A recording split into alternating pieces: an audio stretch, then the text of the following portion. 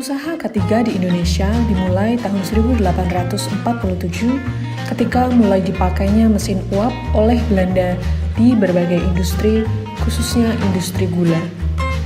Pada tahun 1905, dengan Stadsblad nomor 521, pemerintah Hindia Belanda mengeluarkan Perundangan Keselamatan Kerja yang dikenal dengan VR yang kemudian disempurnakan pada tahun 1930 sehingga terkenal dengan Stadsblad 406 tahun 1930 yang menjadi landasan penerapan K3 di Indonesia.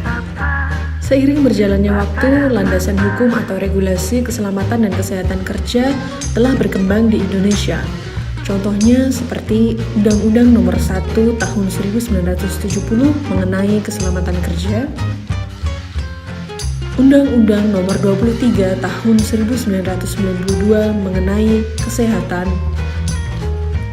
Undang-Undang Nomor 13 Tahun 2003 tentang ketenagakerjaan, dan masih banyak lagi. Kecelakaan merupakan sebuah kejadian tak terduga yang dapat menyebabkan cedera atau kerusakan. Kecelakaan dapat terjadi akibat kelalaian dari perusahaan, pekerja, maupun keduanya, dan akibat yang ditimbulkan dapat memunculkan trauma bagi kedua pihak. Bagi pekerja, cedera akibat kecelakaan dapat berpengaruh terhadap kehidupan pribadi, kehidupan keluarga, dan kualitas hidup pekerja tersebut.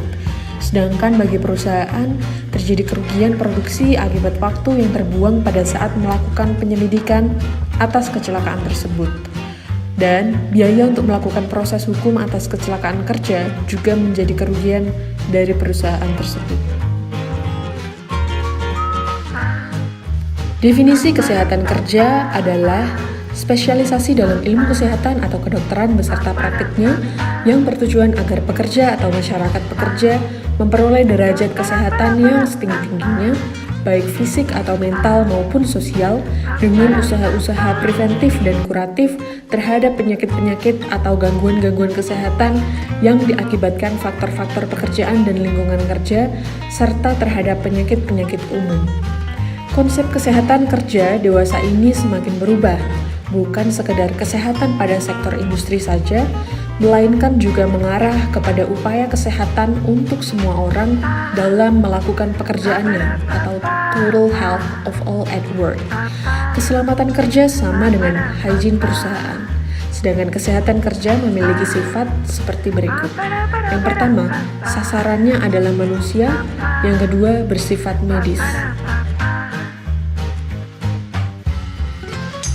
Yang dimaksud dengan keselamatan kerja adalah keselamatan yang bertalian dengan mesin, pesawat, alat kerja, bahan, dan proses pengolahannya, landasan tempat kerja, dan lingkungannya, serta cara-cara melakukan pekerjaan.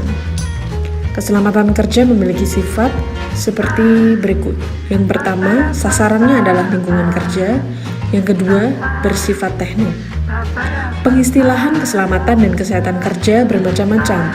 Ada yang menyebutnya hygiene perusahaan dan kesehatan kerja atau HYPERKES, dan ada yang hanya disingkat K3, dan dalam istilah asing dikenal Occupational Safety and Health.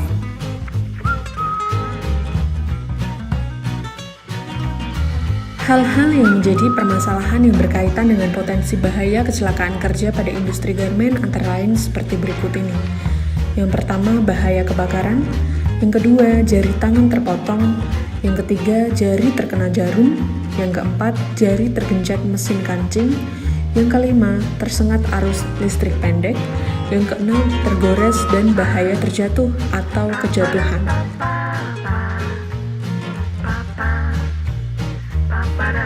Untuk mencegah faktor bahaya kebakaran, kita harus menyediakan alat pemadam api khusus. Sedangkan untuk faktor bahaya terkena jarum jahit, kita harus hati-hati pada waktu menjahit dan menggunakan bidal. Kemudian apabila kita akan menghindari jari atau tangan terpotong alat pemotong kain, kita harus menggunakan mesin potong yang dilengkapi dengan pelindung di depannya, serta tetap harus berhati-hati. Apabila kecelakaan kerja terjadi, berikut hal-hal yang harus dilakukan untuk menangani.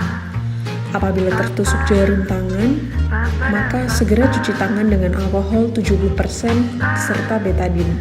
Yang kedua, guyur luka di bawah air yang mengalir selama 3 menit. Yang ketiga, biarkan darah keluar bersama air yang mengalir agar virus penyebab infeksi ikut keluar bersama darah. Yang keempat, bersihkan darah atau bekas tusukan jarum dengan bahan yang bersih. Yang kelima, bila masih berdarah, balut bekas tusukan dengan menggunakan kain kasa. Yang keenam, untuk penanganan lebih lanjut, mintalah pertolongan dokter. Apabila tangan terlanjur tertusuk jarum mesin jahit, lakukan penanganan sebagai berikut. Yang pertama, matikan sumber aliran listrik ke mesin jahit. Yang kedua, buka jarum mesin dari mesin jahit. Yang ketiga, cabut jarum mesin dari jari atau tangan yang tertusuk. Yang keempat, lakukan penekanan pada bekas tusukan jarum, biarkan darah keluar beberapa menit untuk membersihkan bekas tusukan dari penyebab infeksi. Yang kelima, bersihkan darah atau bekas tusukan jarum dengan bahan yang bersih. Yang keenam, apabila masih berdarah, balut bekas tusukan dengan menggunakan kain kasa. Dan yang terakhir, untuk penanganan lebih lanjut, kita harus tetap meminta pertolongan dokter.